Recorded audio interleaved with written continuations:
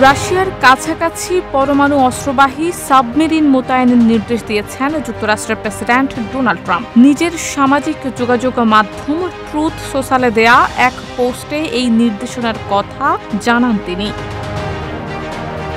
রাশিয়ার সাবেক প্রেসিডেন্ট এবং বর্তমানে দেশটির নিরাপত্তা কাউন্সিলের উপপ্রধান দিমিত্রি মেদভেদেবের উস্কানিমূলক মন্তব্যের জবাবে এমন সিদ্ধান্ত নিয়েছেন ট্রাম্প। ট্রাম্প লিখেছেন, মেদভেদেবের সাম্প্রতিক বিবৃতির প্রতিক্রিয়ায় দুটি পরমাণু অস্ত্রবাহী সাবমেরিন উপযুক্ত স্থানে মোতায়েন করা হয়েছে। সাবেক এই রুশ প্রেসিডেন্টের উদ্দেশ্যে তিনি বলেন, নির্বুদ্ধিতাপূর্ণ ও উস্কানিমূলক বক্তব্য বিপজ্জনক পরিণতি ডেকে আনতে পারে। ওয়ালটন এখন দেশের সীমানা পেরিয়ে পৌঁছে গিয়েছে 50টিরও বেশি দেশে।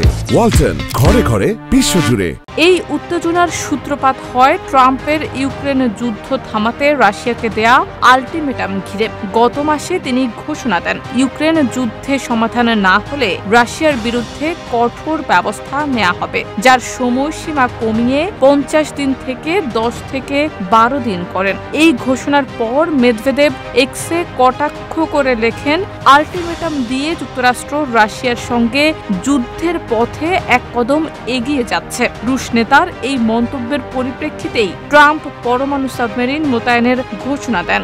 একই দিন হোয়াইট হাউসে সাংবাদিকদের তিনি জানান, আমাদের বিরুদ্ধে এক ধরনের হুমকি এসেছে, তাই মার্কিন জনগণের নিরাপত্তার স্বার্থে এই পদক্ষেপ নেওয়া হয়েছে।